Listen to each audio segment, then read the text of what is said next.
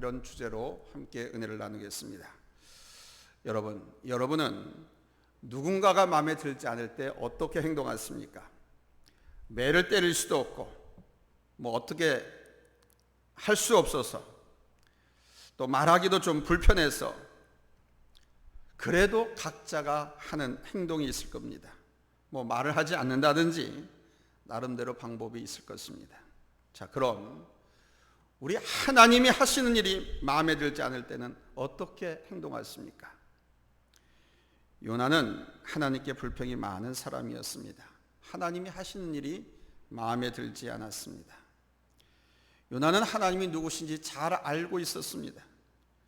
요나서 1장 9절에 보면 요나는 자기가 섬기는 하나님을 가리켜서 하늘에 계신 여호와 하나님, 바다와 육지를 만드신 분이라고 소개하고 있습니다. 요나는 또 하나님을 사랑했습니다.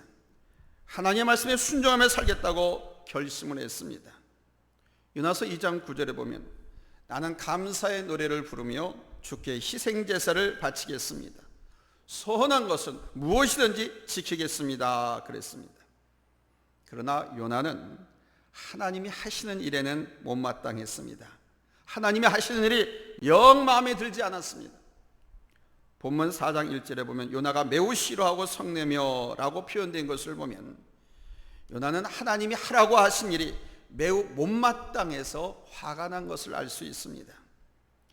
하나님이 하신 일이 마음에 들지 않을 때 여러분 어떻게 행동하십니까? 첫째, 여러분 잊지 마십시오. 하나님의 말씀을 거역하지 마십시오. 우리 한번 따라서 합시다. 하나님의 말씀을 거역하지 말자. 요나는 하나님이 하신 일이 마음에 들지 않았기 때문에 하나님의 명령을 거역했습니다.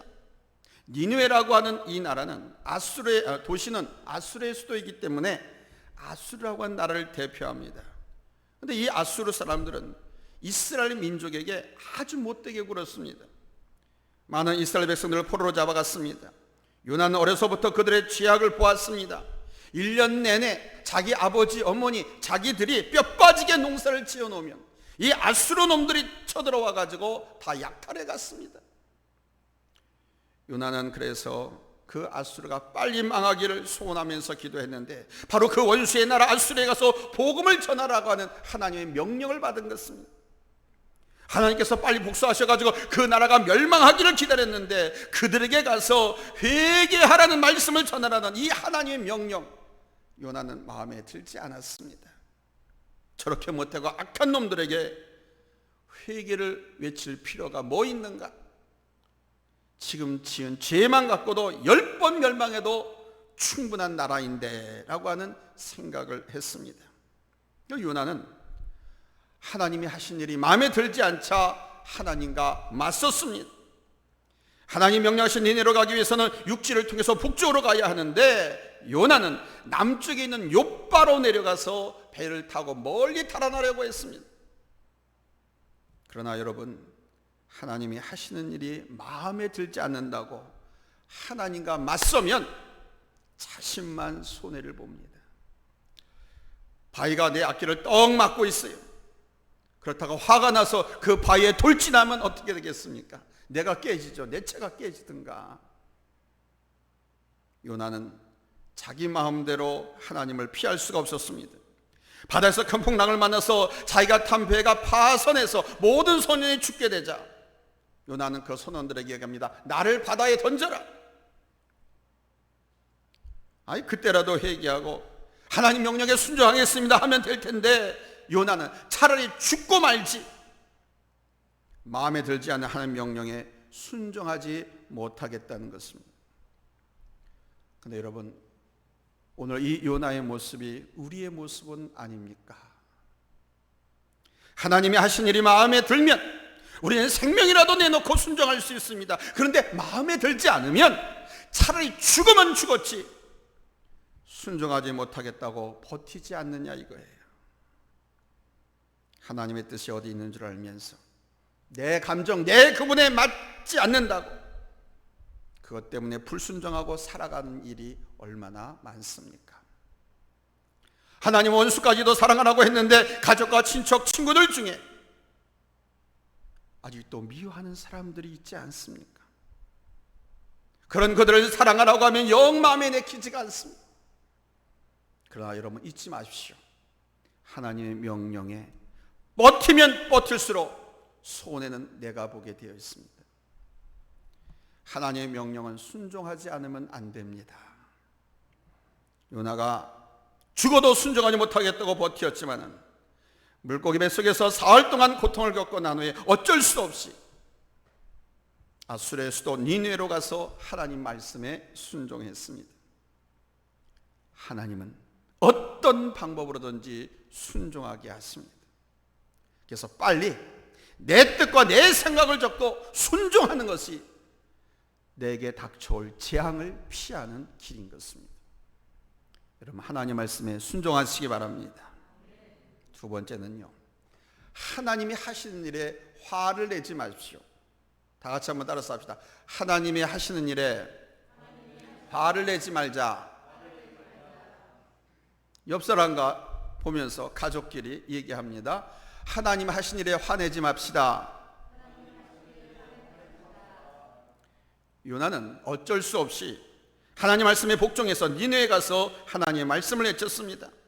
자신의 설교를 듣고 회개하고 구원받으라고 외친 것이 아니라 회개하지 않고 있다가 하나님께 큰 재앙이나 받으라고 화가 나서 외쳤습니다.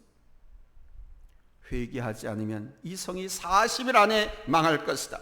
If we don't repent, the castle will be destroyed in 40 days. 회개하지 않으면 40일 안에 이 성이 멸망을 당할 것이다. 요나는 하나님이 하신 일이 화가 났습니다. 그런데 보세요, 요나의 기도와는 달리 이렇게 외쳤는데도 불구하고 모든 이스라엘 백성들, 왕과 심지어 짐승까지 회개하고 하나님께 돌아왔습니다. 그러자 하나님께서 니느웨에 대하여 경고하신 재앙을 거두셨습니다. 이 일에 요나는 또 화가 났습니다. 오늘 보면 4장 1절에 보니까 요나는 이 일이 매우 못마땅하여 화가 났다 그러지 않습니까? 차라리 나를 죽여달라고 기도합니다. 하나님 하는 일이 못마땅하다고. 요나는 하나님께서 니네 백성들에게 베푸실 그 놀라운 자비에 화가 난 거예요. 오늘 우리도 하나님 하신 일에 화를 내고 있지는 않습니까? 하나님이 자비를 베푸시기 때문에 화를 내고 있습니다. 김정은같이 좋은 놈들에게 벼락은 내리시지 않고 놔두는 것에 화가 납니다. 불의한 사람들이 형통하게 사는 것이 화날 때가 있습니다. 남들에게 베푼 하나님의 자비에 왜 화가 납니까? 그것은 나도 하나님께 큰 자비를 받았다는 사실을 모르기 때문에 그렇습니다. 요나는 하나님 말씀에 불순종하다가 바다에 빠져서 죽게 되었습니다. 그런데 하나님께서 큰 물고기를 준비하사 그를 받아주셨고 그 물고기 뱃속에서 사흘 동안이나 숨이 끊어지지 않도록 자비를 베풀어 주셨습니다. 결국 요나는 이 하나님께서 베푸신 자비에 감격합니다. 하나님께 감사의 찬송을 불렀습니다. 그런데 하나님께서 니느웨 백성들에게 베푼 그 자비, 이거는 견디지 못했습니다. 우리가 이렇게 살아 숨쉬는 것은, 또 지금까지 우리가 이렇게 지내온 것은 다 하나님의 자비하심 때문입니다. 하나님께서 우리가 지은 죄값대로 갚으시면 여기 살아남을 자 한 사람도 없습니다. 그러므로 우리도 사람들에게 자비를 베풀어야 할 줄로 믿습니다. 사실 니느웨에 사는 대부분의 사람들은 선량한 사람들입니다. 전쟁이 뭔지, 정치가 뭔지, 포로가 뭔지 모르는 사람들이었습니다. 지배자들인 소수의 나쁜 놈들, 악인들이 나쁜 짓을 저질렀습니다. 저 북한의 우리 동포들도 모두 공산주의자가 아닙니다. 저 북한 주민 대부분은 공산주의가 뭔지도 모릅니다. 어쩌다 보니 북쪽에 살게 되었고 어쩌다 보니 공산 정권하에 살게 되어서 오늘날처럼 저렇게 불쌍하게 살게 된 거예요. 나한테 하나님의 자비하심이 필요한 것처럼 세상 모든 사람들도 하나님의 자비가 필요합니다.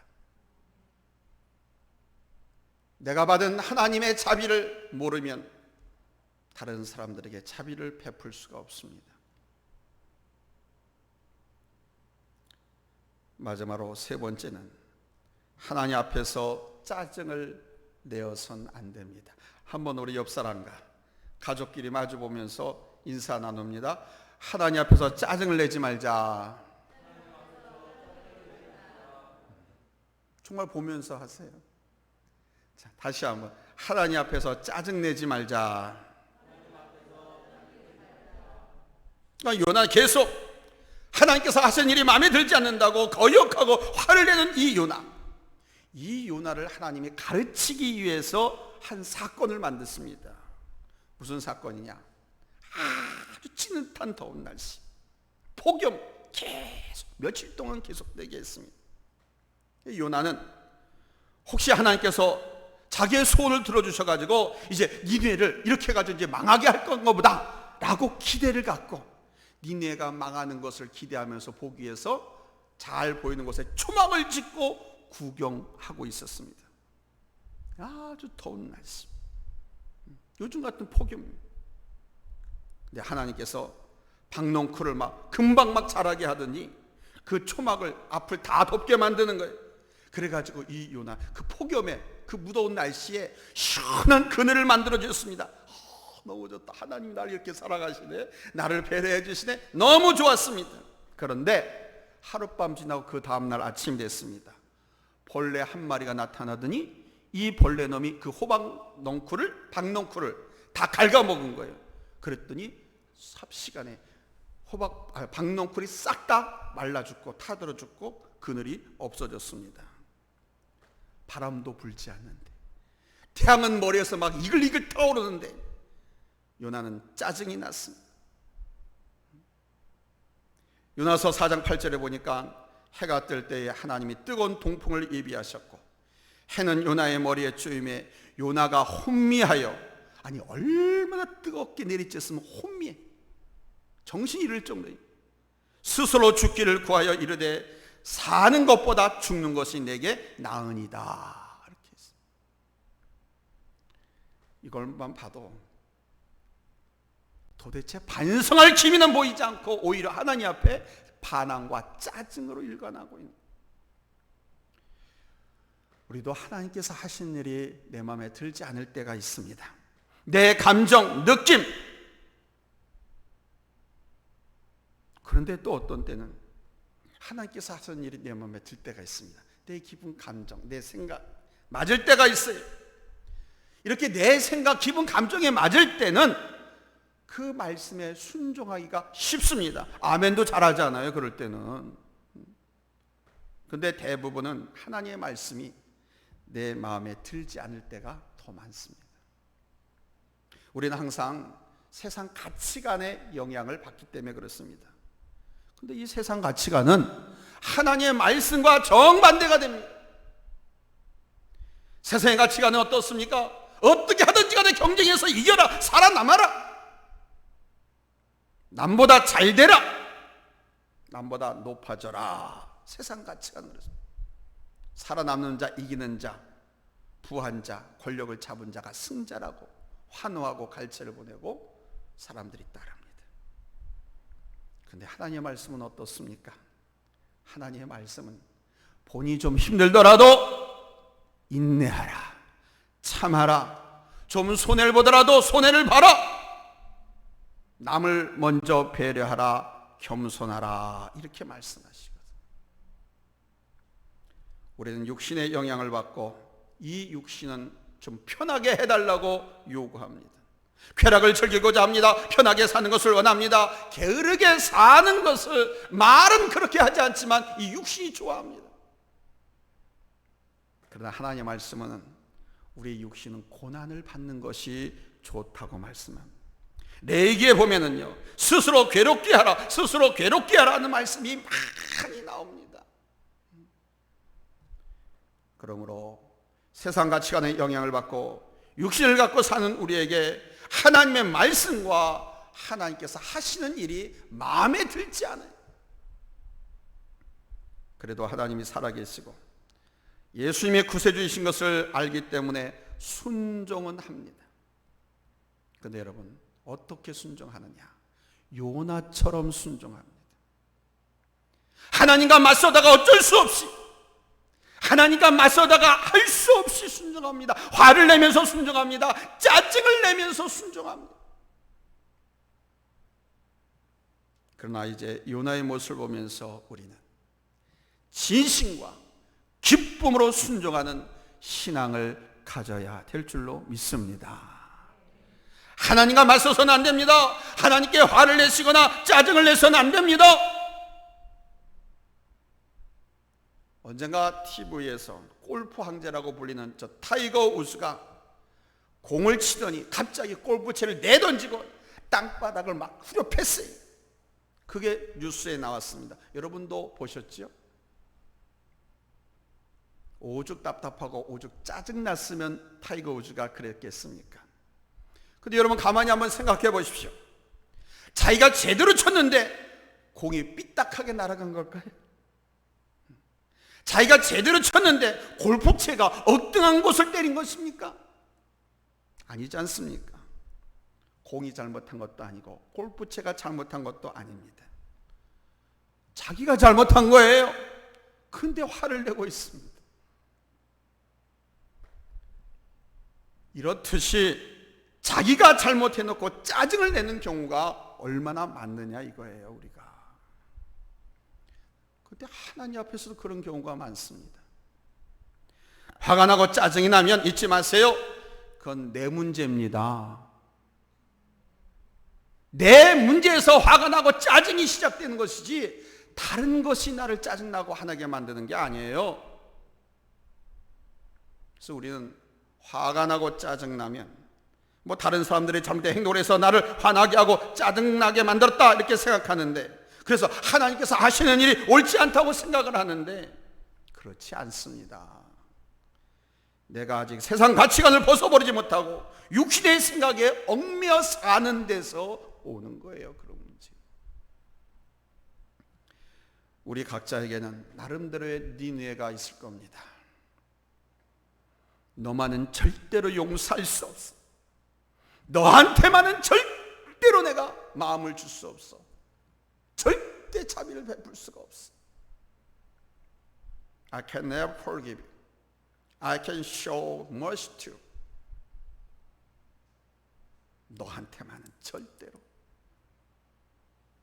비록 하나님이 명령한다 할지라도 순종하기 싫어하고 순종하지 않는 사람들이 있습니다.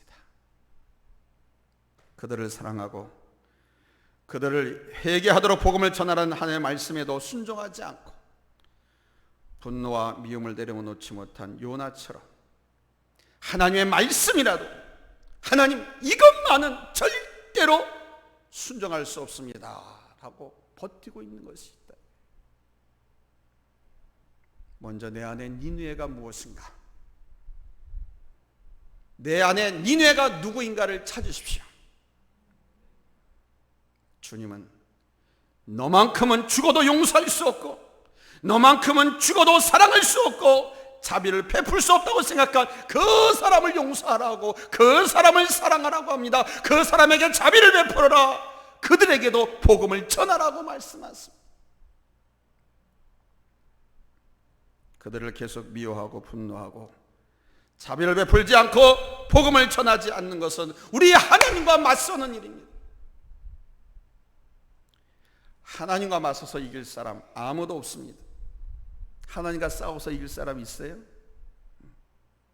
자신 있는 사람은 그 자리에서 벌떡 한번 일어나 보세요. 우리 하나님께는요, 항복하는 것만이 살 길. 캄캄한 물고기 뱃속에 들어가기 전에 회개하고 돌이키고 하나님 말씀에 순종하십시오. 하나님께 분노할 때, 우리 하나님을 향해서 화를 낼 때 하나님께서 우리에게 주신 좋은 것들이 우리를 괴롭히는 것들로 바뀐다는 사실을 잊지 마세요. 이제 모든 것 내려놓고 하나님 말씀에 순종하시기 바랍니다. 하나님 말씀에 순종하면 살아계신 하나님을 경험하게 될 것이고, 하나님 말씀에 순종하면 하나님께서 주시는 복과 이 세상이 줄 수 없는 평안과 기쁨을 얻게 될 줄로 믿습니다. 할렐루야. 하나님 말씀에 순종하고 하나님 앞에 영광 돌리고 또 하나님 앞에 인정받고 칭찬받고 도우시는 귀한 은혜를 받아서 여러분들도 행복하고 복되게 살아갈 수 있기를 예수님의 이름으로 축복합니다.